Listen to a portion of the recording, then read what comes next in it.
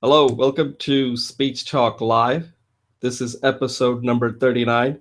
My name is Jay Yoza, and I'm the host of this show. And as usual, I have my partner, Julie Wu Finkelstein, who has joined us for pretty much since the beginning. So I could call her the co host, but she doesn't like it. So we'll just call her uh, partner in crime. I'll let her introduce on how she likes to be viewed on this show as a co host or partner in crime. I'll let her give her own title. So I'm based out of Hazlet, New Jersey. We've been, as you can see, this is our 39th episode. So we've been doing this for quite some time. And I think we're getting better at it. We're taking more risks and we're having fun. So that's the main part of it. And what we try to do on this show is very simple. This is a show about public speaking, talking about speaking, public speaking, private speaking. And public speaking is hard, it's difficult, it's time consuming, and it can be very frustrating. So this is our way of helping people to discuss different topics, different situations you face, and how do you deal with it. And most of the time we focus on public speaking when you're giving a talk in front of people, because that's what really scares people. But it's much broader than that. Speaking is speaking, right? There's only good speaking, bad speaking, and no speaking, right? So that's what we try to do on this show. And Julie and I are both mentors for this course called Introduction to Public Speaking that's offered by Coursera. It may be the largest online public speaking course out there, which I think is excellent. And part of mentoring is to help people. And this is our best way of helping people because we have students from all over the world with all different geographies, different cultures, and all that. And we record this and then we post it on the Coursera's discussion forum and get feedback. So this is sort of our value add besides helping people, because it's kind of hard to help public speaking because you need that one-on-one interaction. So it's very difficult to spend that kind of time helping people. It's not like typical courses where you just have a question and you answer it and then you're done. Public speaking is a high-touch model, and this is the only way we can help them with the limited amount of time that we have. So what we try to do on this show is, part of being a student, part of a person who's interested in public speaking is you got to be a student. So you got to be willing to learn. Then you have to be able to teach people because that's how you get better, coach people. But public speaking is also you have to do it, right? So this allows us to practice. And this is something that I mentioned in the book that I'm writing on public speaking, which I'm calling it How to Become a Good to Great Speaker, that you have to do a show like this on a topic that you're interested in. This is how you get your reps. This is how you get your practice. There's no substitute for that. You can take any courses you want. You can go to any retreats you want. At the end, you got to do it. This is a doing thing. This is not something you just take classroom and you become good at it. You can get a lot of knowledge, but you're not going to become good at it. So today's show, we have typically the show has a first part is the 3-minute segment we do where we can talk about any topics. It's like a freestyle. And this is part of our practice, right? That's the unstructured part. Then we do have a structured part of this program, and we usually do 3 segments. The first segment is something that I had recorded based on my conversation with Julie. And it's an interesting topic that we wanted to discuss because a lot of people out there who work so hard on creating something, whether it's a book or art, movie, whatever. But then they don't focus on how do I go and promote that? And that requires a speech. So we're going to have a discussion on that. I recorded a video as a way to talk about this topic. So we're going to have a discussion on that. And I'd like to get Julie's take on that. And since she's the one who came up with this idea. The second segment is this is Julie's journey, and she's been working on her book, The 12 Poses to Energize Yourself. And one of the things she's started doing is rather than talk about all 12, she's taking them 3 at a time, I believe. And she's recorded a video where she talks about it, the 3 poses, And I like this approach that she's taking, and I think it's quite effective. So we'll have a discussion on that. I'll let her facilitate it since she recorded the video. I'll let her discuss it, and then I'll give her my feedback the way she wants it. Okay. And in the third segment, we are lucky to have a video that was recorded by one of the person who has appeared on this show in the past, but because of her internet connection isn't that good, so she's decided not to join us so that she doesn't create all kinds of technical issues. Her name is Fabiana, and she's from Brazil, and she's a student. She wants to improve her public speaking skill, and she's taking this Coursera course right now, and she's now moved far ahead. She's actually recorded an informative speech, and she has allowed us to use it and use it to review it. So Julie and I are going to review her speech and tell her what she did well, what are some of the things that she could improve upon.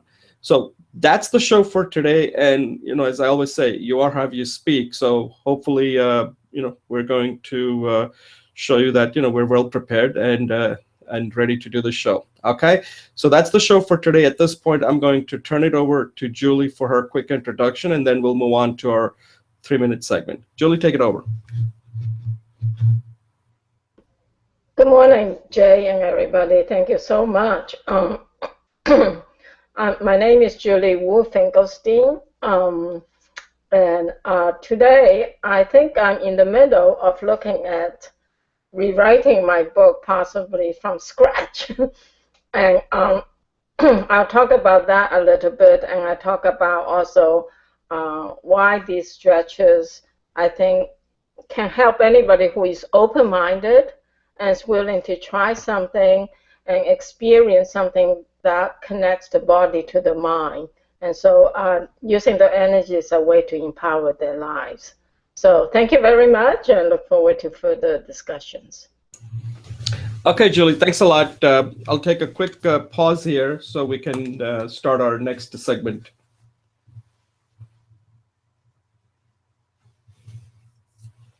Okay, welcome back. My name is Jay Oza. This is Speech Talk Live, episode number 39. And at this point, we're going to move into our 3-minute speech segment. And the purpose of this 3-minute speech segment is that I feel that you at most ever have 3 minutes. In 3 minutes, you should be able to get your point across.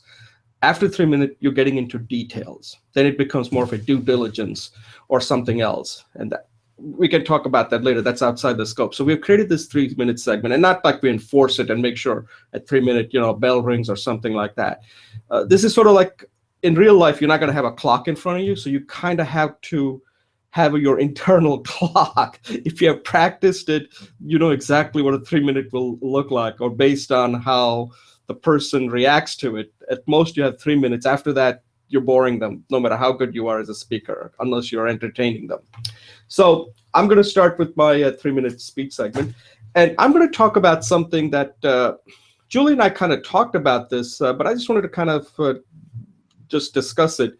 And it's something that a lot of solopreneurs or entrepreneurs, at some point where you're doing a lot of stuff, like Julie, Julie's currently working on her book, and also she does a lot of other things, like these 12 poses to help people, to teach people on how to energize themselves doing these 12 poses.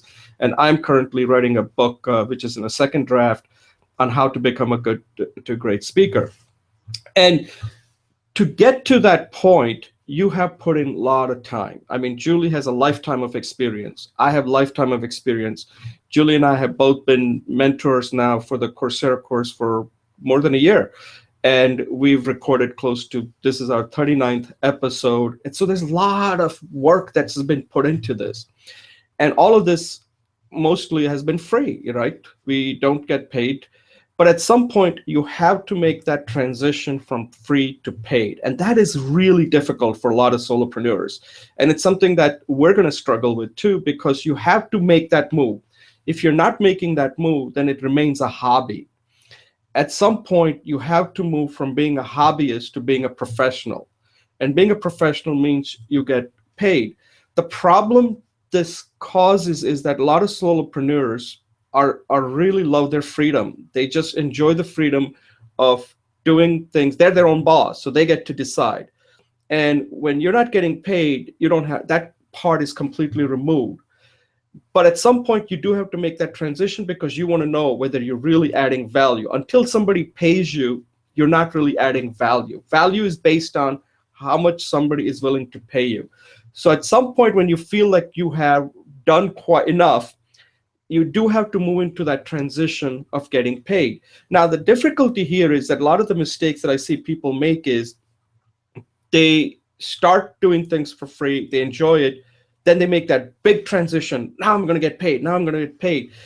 And that sometimes is no different than working for a company and you now have a boss. Now that your boss are all these people that you're trying to serve. Yeah, you're a solopreneur, but that hasn't changed. So one of the things that I was thinking about is that I want some kind of a hybrid model where I want to continue doing what I'm doing because I like the freedom of creating content and thinking. But at the same time, I also want a validation that I am actually adding value to people. So I had to be very selective on how to do that. I may have to compromise making a lot of money, but enough to kind of continue to do what I'm doing. So I kind of want to have a kind of a hybrid model where I have my freedom. At the same time, I'm getting paid so that it's validating what I'm doing, whether it's adding any value, to get that satisfaction that what I'm doing is actually adding value. And if I do it enough and then come up with some more ideas, then I think the money will take care of itself. But I do want to value my freedom because I do enjoy what I do. But I have to make that transition now to the point where I can say now I'm a professional, but I want to be a different kind of professional rather than become one of those, turn it into like a corporate professional. So this is something that I'm continuing to think about as I'm making that transition. All right, Julie, your turn. Thanks, Jay. Those are great points. Maybe we can have a maybe we can record a video session dialoguing that, and then have a segment on it, kind of doing a double take. Today, as Jay mentioned, I'm in the middle of thinking about how to market the product, whatever, how to market the book I'm writing. It always puts me into the deeper areas of what are we marketing and how is it attractive. So the ultimate question, as Jay talks about, there's actually, I'm reading this book I'm publishing, there's actually two ultimate questions. The first one is, and I'll put it controversially, I'll back up what I mean, is your product sexy? Is your product sexy? So, and the second question is, how do you get them excited about it so they want your sexy product? Okay. Even though I make it sound like it's a really edgy thing, it's really a fundamental question. And that is, how do you get people feel attracted to your product? In this American society, this word sex and sexiness and sex appeal, in a certain sense, people knows what that means. You know, that's sexy. Even when I was doing project proposals for mega million-dollar projects, the manager would come in and say, hey, that's really sexy. The idea is really sexy. And that means they can pitch it to the CEOs and they can get a good gut response, okay? So sexiness or sex appeal to me just means it's not a head response, it's a gut response. And that means, yeah, man, that's cool and I want it. And I think a product that is sexy sells for itself. And in the Hindu yogic terms, we have 7 chakras. And actually, the power of creativity and creation comes from the 2nd chakra. Okay, that's called the sacral chakra. And that's where the life force comes through, and you can use that to make things. And to me, this vital life force is what makes things sexy. That's how below consciousness it is. Okay. For example, I'm working. So this is the first question. The second question is, how do you do it? And the third one is how do you take it into your lives, right? So how do you do it? I think there are many ways to do it. One of the was it Peters who wrote the book of branding yourself. Is really find out what makes you tick, what makes you want to get up in the morning, and why you think this thing that makes you want to get up in the morning, that makes you so excited, can also generate the same kind of excitement in their lives, right? In their lives. And then finally, how do you take this excitement and link it to your product? Okay, I think I'm down to the time. So I just say to wrap it up, I'm working with this rock and roll star, and we are engendering an identity of sex appeal, and we're wrapping it in a persona. And there's different roles, sub-personas, but he's sexy when he's homesick for love, you know.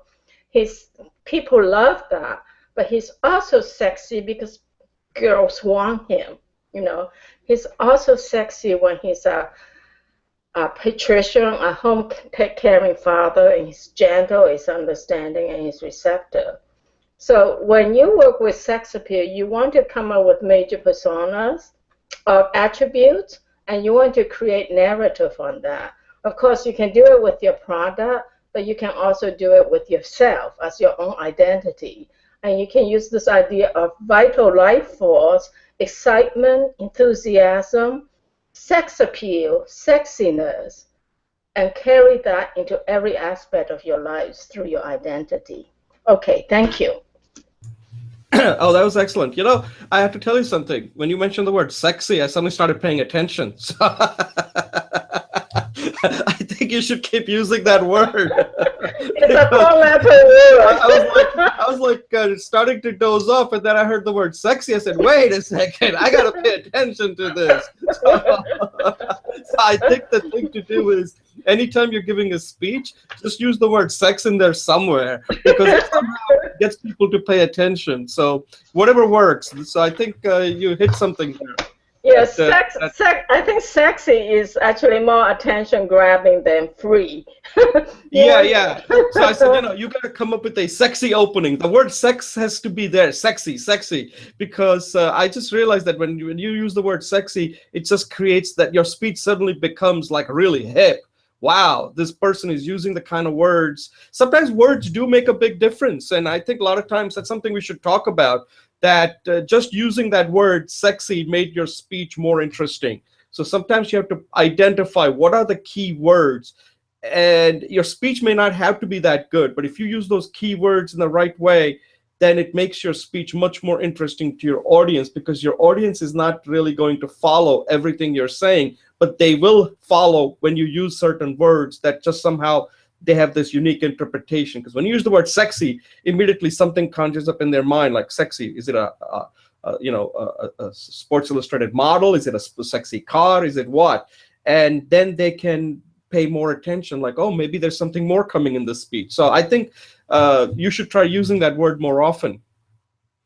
I had some reservations about using that word, but I'm glad you like it. No, I think you should take the risk, because otherwise, how are you going to find out? And that's part of this show. That if you're taking the risk, that when you go out, because now you got some feedback that by using that word, it makes your speech, at least it makes people pay attention to it. And I don't care how old you are, when you use the word sexy, people are going to relate to you better.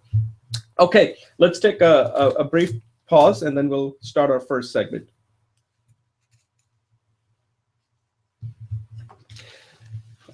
Okay, welcome back. My name is Jay Oza, and this is Speech Talk Live episode number 39, and we're moving to our first segment.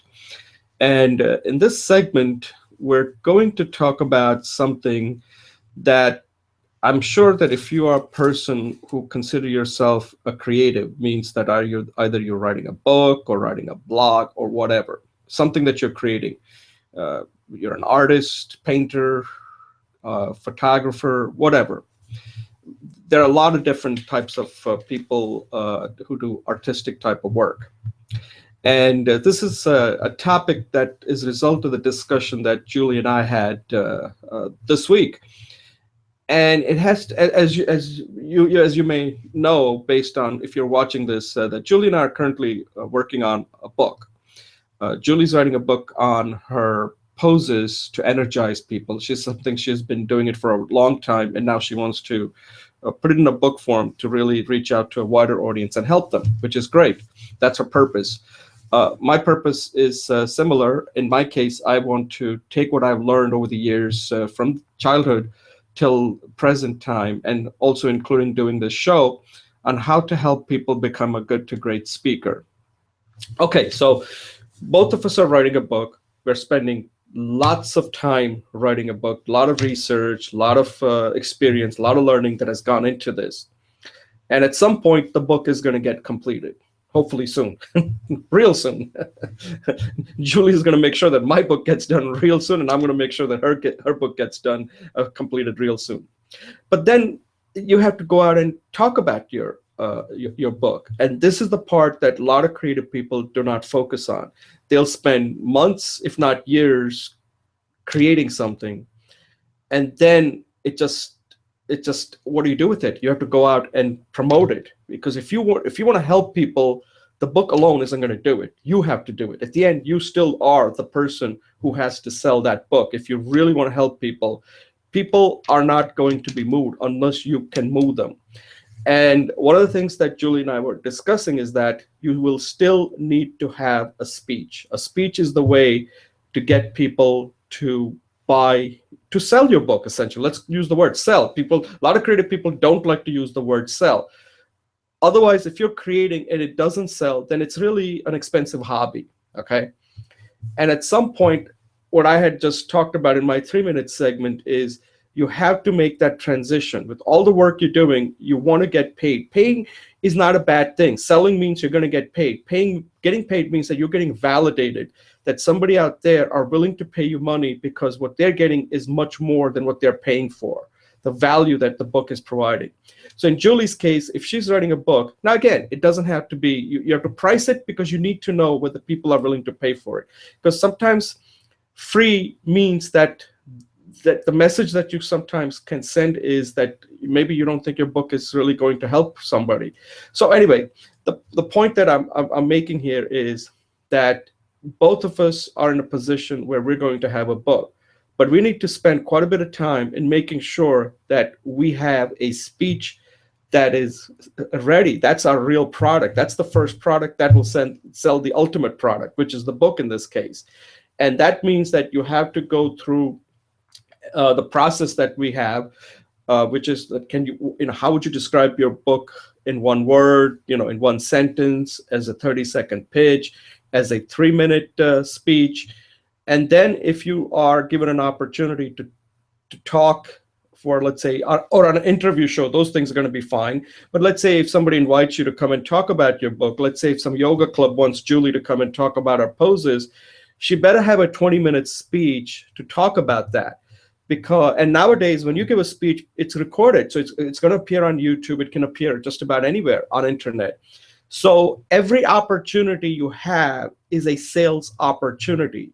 And you cannot sell effectively if you do not view it as a sales speech. You are marketing, you are selling. So you do have to focus on taking this 300-page book or whatever size it is and be able to condense it in a speech that really resonates. And that's something I think Julie and I were discussing, that becomes an important part that a lot of these creative artists do not focus on. And then they struggle. And it's unfortunate because the amount of time that they spend creating something, they can spend a little bit more time, maybe, a day or week or so, working with professionals and creating a message, creating a speech that really will help them promote their real creative work that they've spent so much time working on. And I think that's very important for a lot of people out there who are doing this type of work, writing a book, that you do need to work on this other part of it, which is the speech, which is often neglected. Julie, what do you think? Thanks, Jay. Yeah, so What I got out of your speech is two ultimate questions. One is, how is your book going to help others? And the second question is, how do you convince them so they will buy your book and read the book? And underlying that is what you're saying is the best salesperson is yourself. You're the best person. You have to get in front of people. You have to love the product. You are the author and you spread the news. You're the first place. And of course, I so agree with that. I would just say that I think there is, I find this very interesting because I think there's a generational divide. Like you and I grew up in the age of the press. So human access wasn't that available, online video access. So the best picture of you is a picture of you in the back of the book. But these days, that's no longer true. And the first thing I look for a book, look for when I find a book that's interesting, which recently is Adam Grant's two books, Givers and Takers, and the originals. And I actually love him because I saw a video of him and was not in the book. He was totally authentic, you know. Now, I don't know whether I need to read his book or not. I suspect I will. But the thing is, if he ever gives a workshop, if he ever does an online class, I'm there because I know he's worth it. And nothing in his book, everything in his book is embodied in him. So I would rather spend 2 hours with him and pay the $100 than just buy 2 of his books and reading it. So in a certain sense, the video technology now is changing the way of two things, is how the user, the buyer, the book reader is receiving that information. And secondly, I think the marketing stream is changing. Is that when you sell a book, there's always ancillary materials. There's online classes, there's free videos that get you to buy the book. And many of the leading edge people, even like Pema Chodron, who is a Buddhist teacher, she has an online video course. So now not only do you read her book, you take her class and you get feedback from her, because this is what scaling means these days. But it all starts with being able to speak first, being able to do not just a speech on the book, but speaking to the contents of the book. So the video is a medium of delivery, and actually it's becoming interactive. I can see you, I can hear you, so it's becoming, first of all, multi-sensory experience. Secondly, I can email you because of the power and speed of the internet. I can get your feedback. So it's becoming multi-sensory experience and an interactive experience. So maybe when we look at your product, we have to look at it in this new possible paradigm. So I think just your speech is a great initiative to look at things differently. Yeah, I like what you just said, and let me just touch upon, and I think you raised some interesting points here that we can talk about, but they're pretty important. And I think you kind of touched upon what has changed, and the change is something you do need to be aware of. Otherwise, you're just not going to have the effect. Like, for example, when you write a book primarily because you think you have something that's going to help others. But how do you help them? That's the question, right? Promoting today has become a little tricky. So, for example, what Adam Grant is a very good example, and he's a pro at this. Okay, so Adam Grant is just at a totally different level. He goes there when he talks about his 2 books, Givers and Takers. I believe it's Give and Take. I don't know. That's the name of the book, and the other one is the originals. When you see him talk at either whether it's a Google talk or whatever, he in that 1 hour is giving you everything that he has in that book in that 1 hour, because otherwise if you're spending more time, then you might as well read the book, right? So that 1 hour, he's not trying to like hide anything. He's going to tell you everything he can in the limited time he has. And for most people, they're going to be satisfied, and that's as far as it's going to go. But from his point of view, he's going to give you everything he has in the book, because some people may never have the time to read it. Okay, so that's fine. They're going to be satisfied or not interested, but that's it. Then there are going to be others who are going to get really engaged, right? So you're moving from satisfied to engaged. He's essentially trying to eliminate people. If they have no interest, then they're not the right people to purchase the book. Then you get that category of people like me and you who get really inspired by watching him and saying, hey, you know what? I really want to go read this because there's something in there that I really need to spend time and really digest it in my own way. I want to internalize it. Then after that, you get even more inspired. And like you just said, that if he has a workshop, you're in. So at the end, when you attend his workshop, you're already somebody who's not going there flying blind. You pretty much know a lot. And now by going there, you're already there. 90, whatever he's going to tell you, 90% or whatever, you already know about it. That 10% is really for yourself. You see, when you make that trip, like let's say if you and I are doing the course on how to become a good to great speaker, we have enough free information out there for people to take it. When they come and saying, hey, Jay and Julie, I'm willing to now pay you for this class I want to take, they're not really paying for us at this point. They're paying it for themselves. You see, that's what they're using themselves and saying, at this point, I want to take that initiative. And this is my way of saying, I'm now ready to take the action and what you have to say. Same thing if you're doing your 12 poses, when somebody comes to you, those 12 poses, you already told them what they are. They know them, right? They're saying, hey, now I'm willing to take that step. I know 90% of it, but by being close to Julie, I am now convincing myself that I am now really taking that action and internalizing all that stuff that you're doing. And I think that has changed today as far as the marketing, that you have to make everything available to people so that the people that come and really come to you, whether it's for a course or whether it's for a seminar or a workshop, they've already convinced themselves that you are the one. I don't want to use the word guru, but you are the one. They already decided they want to help themselves, and they're just kind of making that final steps. And that's now I'm definitely in. I'm all in now. I don't know. Maybe I'm not expressing this clearly, but I think that's how you have to look at it, and you got to be out there all the time. That's why, like, a lot of the content we produce is for that purpose, because we don't want somebody to come to us if they are not the right ones. We only want people to come to us if they're completely sold on us. Go ahead. Oh, yes, absolutely. I think your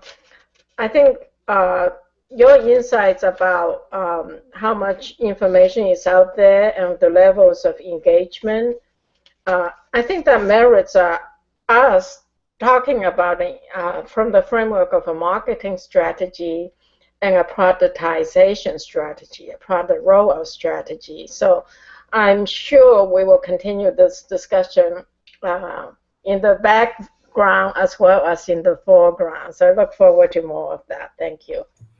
Yeah, thanks a lot, Julie. So to close this out, the main thing is that, and this is a broad topic that Julie and I are going to be covering it more as we are getting ready with our book, that if you're in a similar situation creating, in our case, we'll use the example of writing a book, you really need to go out and talk about it. Any opportunity you get, because that's going to make you better, but it's also, you have a purpose of helping people.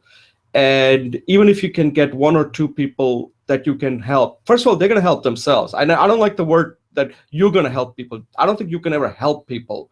What they can do, what you're doing is you're convincing them to help themselves, and you're just becoming kind of like the vessel or something. Okay. So at this point, we're going to stop this discussion and take a pause and move on to our next segment. So thank you.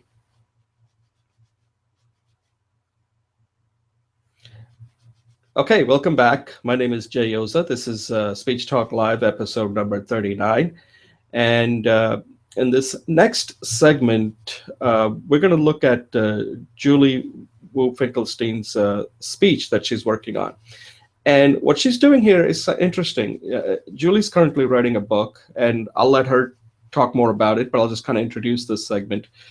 And her book is going to be, it's a simple book. Like, here are the 12, based on her knowledge, experience, and practice. She's come up with these 12 poses that you can do, anybody can do, that can help energize yourself, right? That's the main purpose of this. But what she's doing now is she wants to also communicate that over the video. And part of it is she's taken like 3 poses at a time and trying to teach us why these poses are important and what you get out of them. And what she's done with this particular video that she's going to talk about is she's taken the first 3 poses and demonstrating it, and then she's going to move on to the next 3, next 3, next 3. She'll cover all 12. And I think this is a good way of also practicing, because at some point, Julie is going to be giving a workshop. Maybe it's online. And at some point, she may even come up with her own online course. So this allows her to practice to see what's working, what's not working. So this is how you iterate. So I'll let Julie talk about her purpose, what she's trying to accomplish with this, and then I'll give her any feedback that she wants from me. So Julie, I'll turn it over to you. So why don't you discuss your video and what you're trying to accomplish, and then let me know what kind of feedback you're looking for. Thank you, Jay. I appreciate your support and the feedback you're giving. So I'll take any feedback from you, but I think, just to help jumpstart your feedback is both, I'm interested in both the performance aspect of it, as well as the content, the structuring of the content aspect, and then also anything else you can think of. So the whole ocean is yours to pick apart. I actually am in a very interesting place in my book. I had an action partner on this book, and he has written 3 books. He is saying that I need to completely rewrite that from scratch. Now, as a writing strategy point of view, that was my intention all along, because my book is kind of hack it till I make it kind of philosophy, which I would like to talk about more eventually. So instead of trying to write the perfect book, I wrote as much as I needed to get feedback. And so in view of the book, it is about the 12 poses, which is essentially 10 stretches and 1 meditation pose and 1 resting pose. And in there, I talk about how to do it. They're very basic stretches, so I can just list them for you. The one is standing meditation, the forward bend, the sitting straddle. Those are the 3 I went through.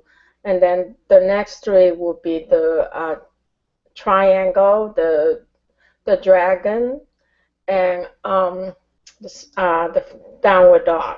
And then it'll be the spinal twist, the pigeon, and the Uddiyana Bandha. And finally, the plow and the shoulder stand, and resting pose, Shavasana.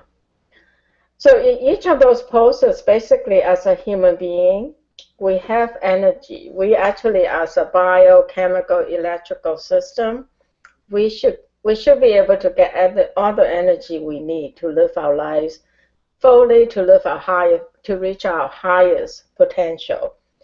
But because of habituation, acculturation, and even trauma and illness, our energy gateways are shut down.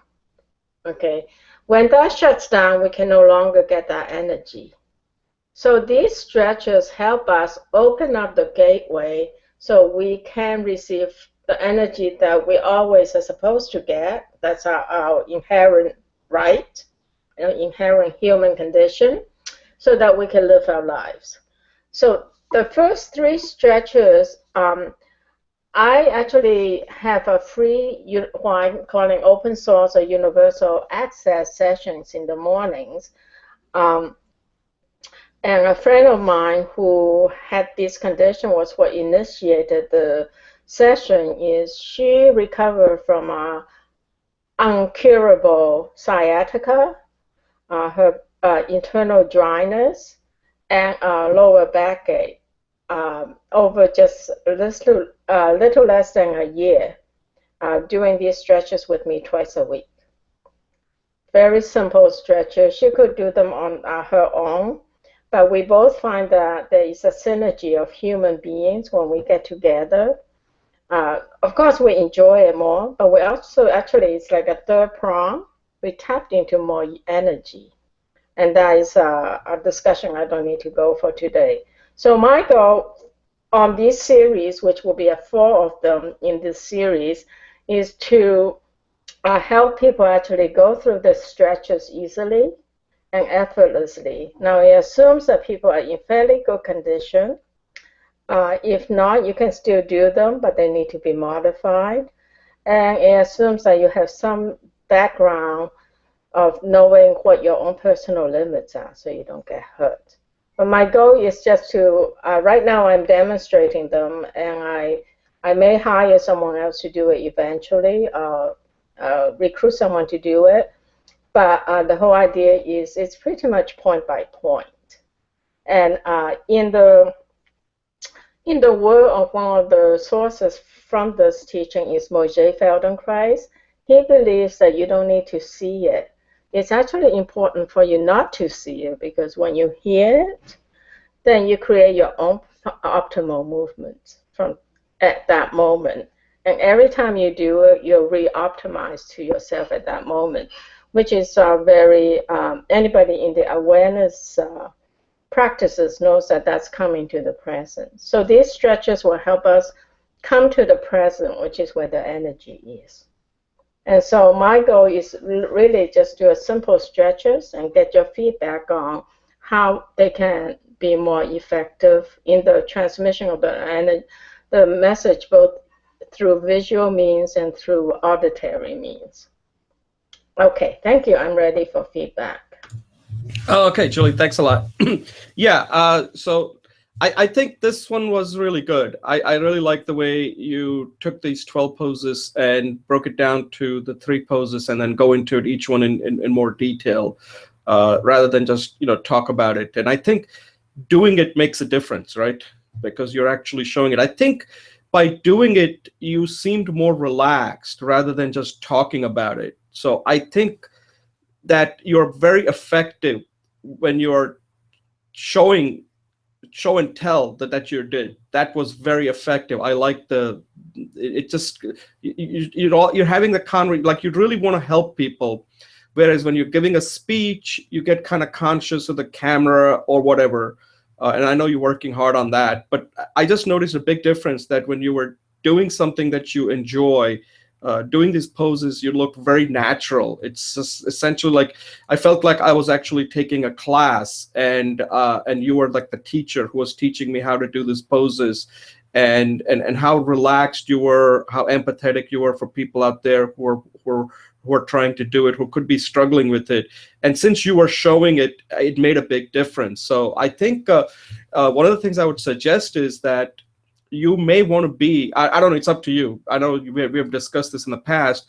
You may want to be the person who is actually doing it, and rather than hiring somebody to do it.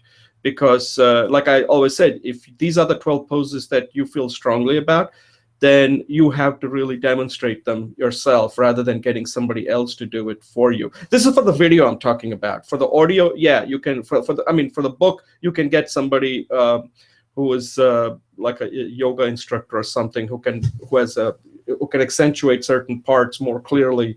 But when it comes to video part of it, you may want to hire a professional, a videographer, to actually videotape you doing it and also talking about it, and then turn that into like an online course with each of the poses. I think that could be very effective. If you ask me, that's what I would do. Especially you have this ability to explain it in a way that makes it really simple. And I think explaining alone is good, but also you're showing them. For me, I need to see it, right? As you mentioned, that some people can just hear it.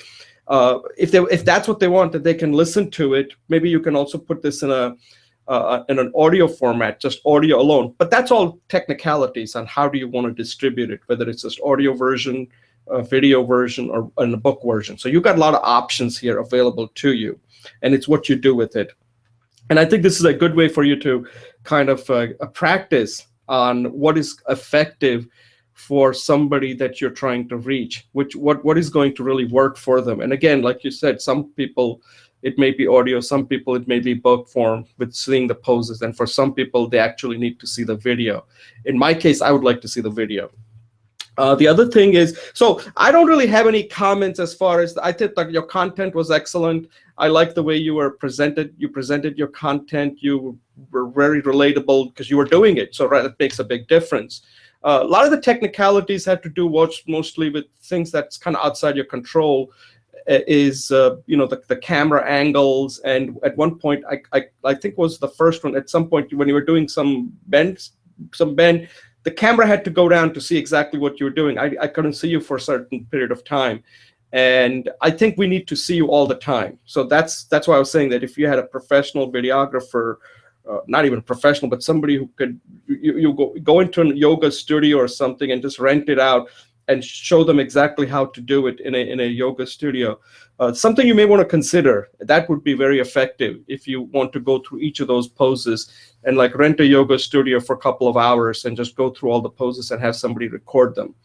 And then you can then edit it and then turn it into a course, whether it's, if you want to make it freely available, that's fine. But you need to do it in a place like that. So it looks, I like the practice that you did. The other thing is that a lot of terms that you mentioned, I think you should use the Google editor to annotate that. So like, when you give out your email, it's kind of hard to follow. Just annotate it. It's pretty easy. You just go in there and annotate it and just put it on the right or somewhere, so that way you don't have to say it. You can say it, but it's also appearing it because people need to see that.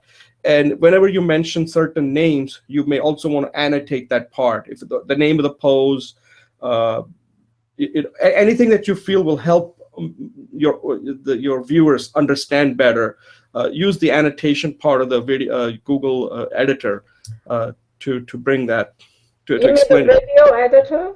Yeah.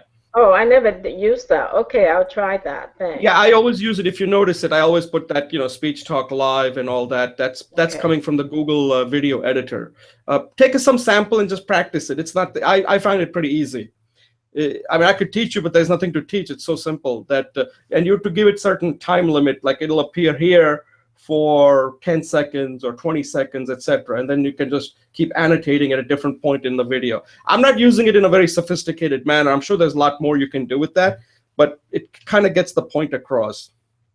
So I think this is a good way to practice. I just think that after a while, once you do all this 12, then you'll have all 12 of them. You'll have gone through it.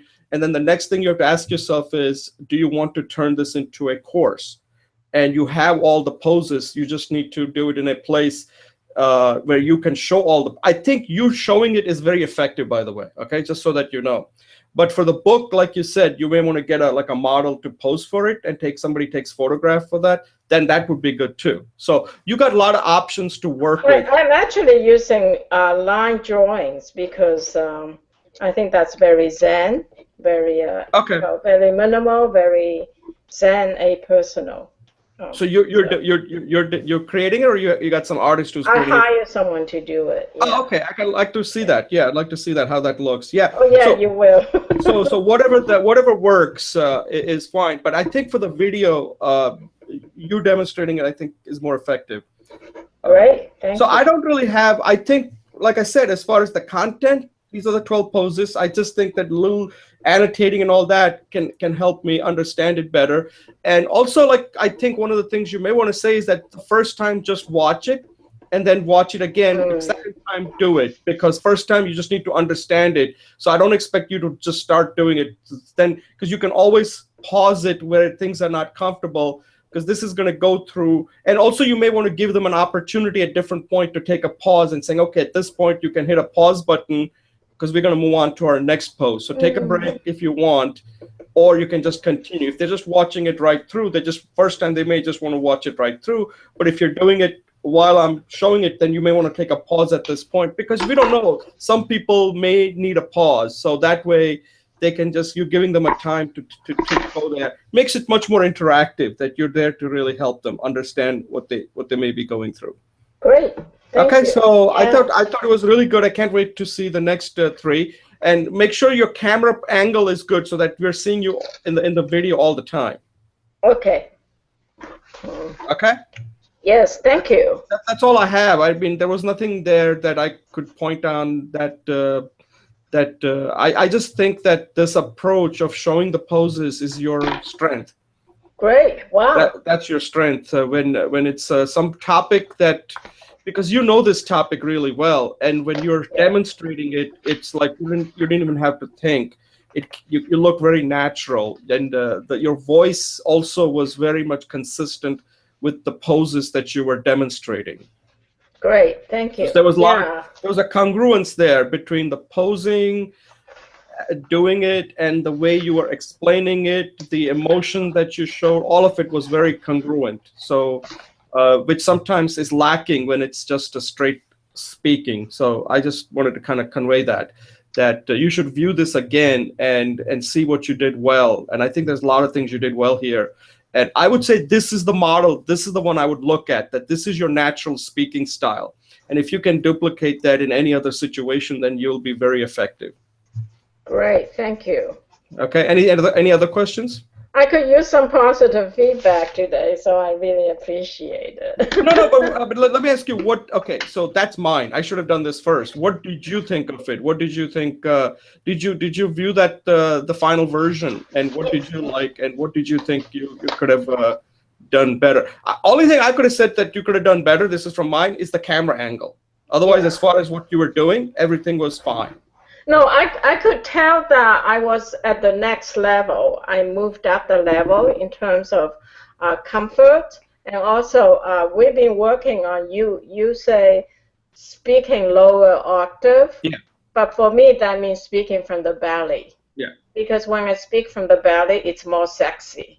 Yeah. Sexy. There you go. It has more power.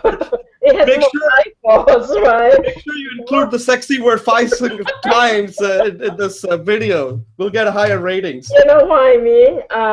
But it's more from the second chakra. It's more from the belly, from the power. Okay. So let me ask you this. So you were doing that on purpose. I was consciously speaking from the belly. Yeah, because I did notice a difference. The way you were speaking, it really sounded a lot different than what I'm used to, and that's what caught my attention immediately. I said, I like this way Julie is taking this, the way she's speaking. I can really it added some gravitas. I don't know. Gravitas. Yeah. And that's why I was saying that there was that congruence that I saw. Okay, that's my conscious practice of your suggestion, my implementation by speaking from the belly. Like even now I'm doing it. I think we all have to do it. But what I'm saying is that when you watched it, did you see a difference? Did you like the Julie that you saw in that video? Yes. Oh, yes. Okay, because that's the main thing. Because if you didn't, but I cannot judge. I cannot judge based on the rubric. It wasn't something I could judge based on the rubric because it was a personal rendition. Right. So that the feedback from you helps me because it gives me reality check. Right. But what I'm saying is that performance. So this was a performance, and I think that performance was designed not to be a fake, but to communicate. And I think the way you did that was very effective. Okay. And I think what you said is also important, that we need to do the same thing on the show on what kind of performance we want to give. Sometimes we kind of get carried away because it's just you and me, but it's very important to know ahead of time what is the performance, right performance you want to give, because performance is not about you acting, it's about you communicating, right? It's about Yes. you communicating something to the people. That's the kind of performance you want to put, and I think you did that really well. Now Thank that you you. said that, you basically were focusing on doing it that way. Yes. I think maybe interesting for you and me to do like a 3 minute pre-mortem Yeah, before we come live, yeah, you know, just as an idea. Okay, thank yeah. We you. can talk about that for a miscellaneous part. What you can go that in more detail. All right, so let's end this right now. I think we excellent job. So congratulations, and I would keep viewing that because you have something there that you can build upon. All right, so we'll take a brief pause and we'll move on to our third segment.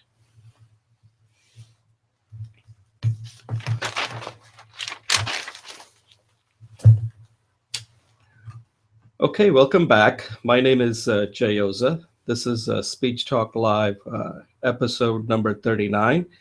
And in this third segment, we are very fortunate to review a speech. We got the permission from Fabiana Matano, who is from Brazil. And she's one of those students who we've been working very closely with. She seems to be a highly motivated student and who really wants to, become a good to great speaker. And the other thing is, she is an excellent student. She listens to us, and she really wants a feedback from people like us. And I think we like that. We like students who are highly motivated, who really want to improve.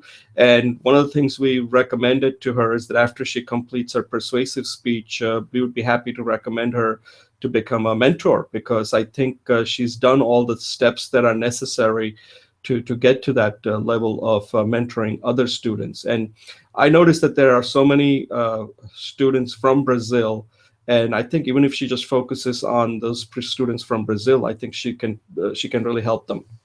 So anyway, uh, she's currently taking this Coursera course that we are both mentoring, Julie and I, and she just sent us her informative speech that she's recorded. So she's far along. She only has one more speech left, which is the persuasive speech.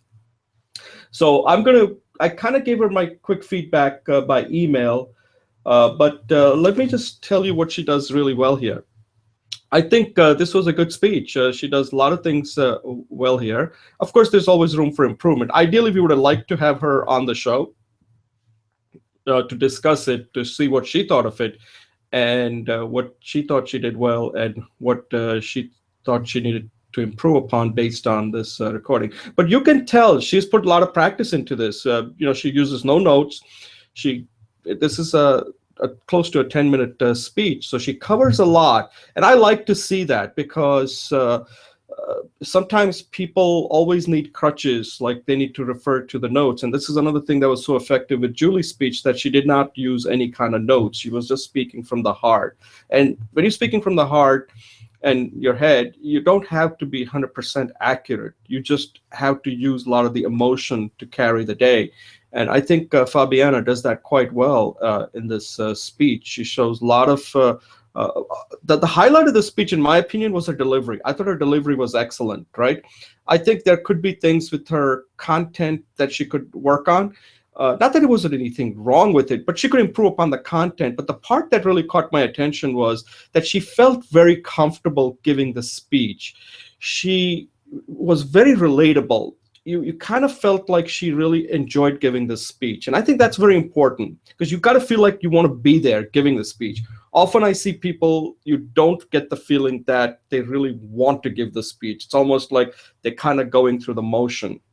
So I want to congratulate Fabiana for doing that, because uh, this is what you have to do. You have to get in front of the camera, even though sometimes it may not be comfortable, but you got to break out of that, because unless you do it, you can't get better. You got to put something on the video first for other people to review it. And so I some of the things that I like the way she talks about her own personal story. Excellent. Keep doing that, because when you do that, it makes you relatable. And she talks about like how she was broke, and now how she's trying to uh, become a speaker. She wants to start her own, I think, practice where she's teaching other kids speaking English. So I think that was very relatable. And then she says that selling is so important, that unless you know how to sell, everything happens with sales, right? If you don't sell, nothing happens. So I think she captured that point really well. One of the things I did comment on it, and I think the first part she talks about that you have to change the way you think about sales, which I think is very important. That you can't think of sales as being something sleazy. Sales is about helping people. It's about that's where everything starts. And if your goal is to serve, if your goal is to help, then you have a mission to sell, because you're not selling necessarily to make money. Money is kind of the byproduct, right? But your main purpose is to help. And that's what she's saying, that you have to change your overall mindset about selling. And a lot of times that's difficult. And she had that issue that she thought like, oh, being a salesman was not something that she could do. And then she talks about the value, that you have to add value. And that's something that Julie and I just talked about in this episode, that at some point, we do a lot of stuff for free. At some point, you have to make that transition and get paid. And you get paid, people pay you because you're adding value. If somebody's not willing to pay you, that means they don't see a value. And if they don't see a value, that means they may not be the right customer for you. You have to find the customer out there that does see a value. Everybody can never be your customer. And I think she points that out really well about the value that she's able to, because when you add value, people will pay, because then if they're not paying, they don't see any value. So paying is the way that you determine what kind of value that you're really adding to people. The comment that I made, that when she gets into her third part, when she quotes this Jeffrey Gitomer's quote that, people don't like to be sold, they like to buy. I felt that if she had put that in the beginning, that, here's a famous quote, that people don't like to be sold, they like to buy. But how do you make that happen? I thought that would have been a much more effective transition, that to start out with a quote like that, and then go into and saying, first you have to change your mindset. Then you have to show that you're adding real value to people.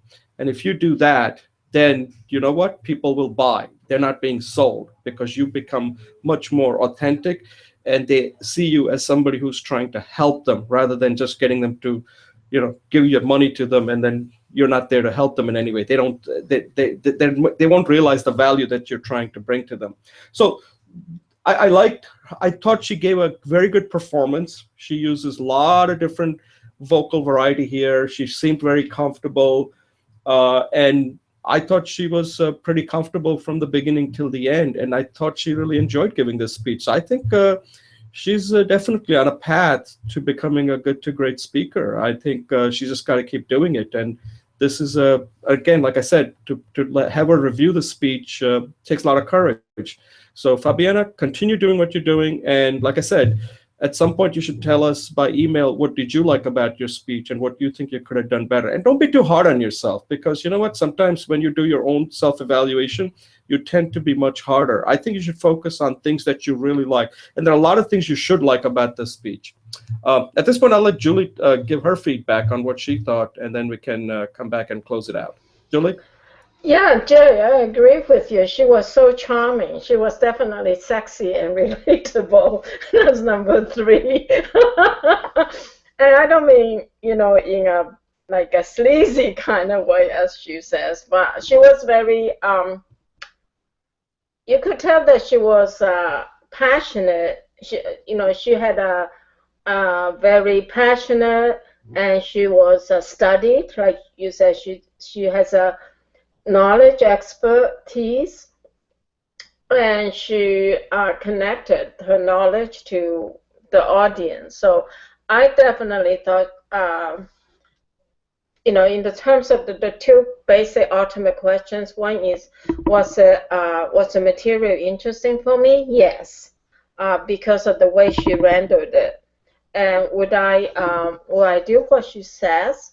Yes, And I think that considering that she wanted, so I agree with you, the changing the way you think. One thinks about selling, that's very inspirational for me.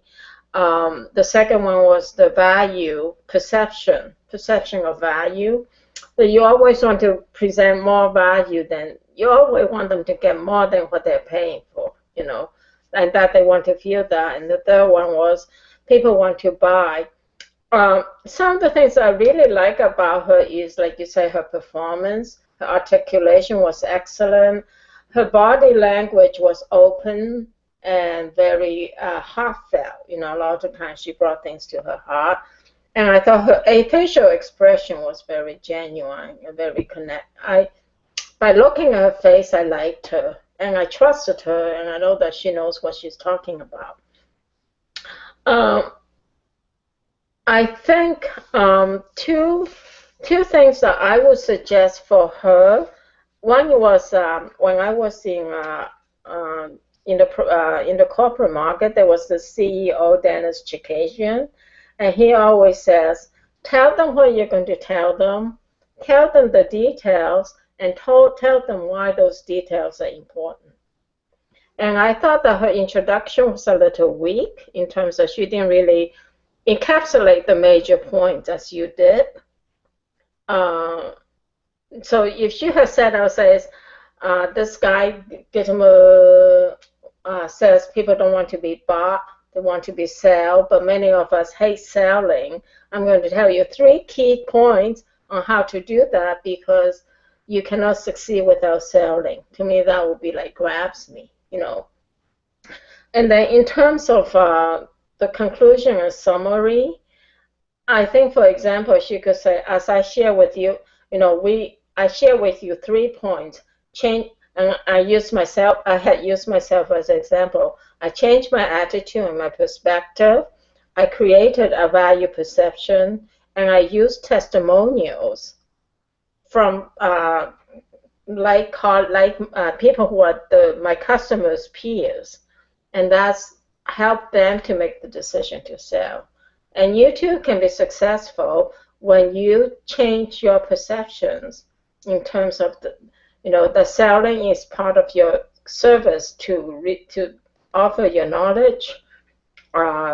So go ahead and try to think how you can do that. How can you create a value perception of your product, and how do you want people to buy it from you? In fact, I'm going to do that now that I've had this little talk. And just one more final point is she is clearly, we talked about Adam Grant being a giver and a givers and takers. Very interesting is the givers tend to be abject failures in life, or they are very extremely successful. So they land on the 2 end spectrums, in terms of money or whatever. And the difference is givers have difficulty advocating for themselves, but they're very good at advocating for others or for a principle they believe in. So Fabiana essentially changed the perspective of selling into advocating for the service that people can benefit. And I thought that was a very successful way. That's one of the skillful things Adam Grant asks us to do, to become from a failure victim. What's the word? When somebody takes advantage of you, kind of a doormat giver to a highly achieving, successful leader giver. So that's one of the key skills, and I'm so grateful that you identified that. Thanks. Yeah, thanks, Julie, for the feedback. Yeah, some of those points, like I said, this was a very good speech, but I think there's still a lot of things that could be improved here.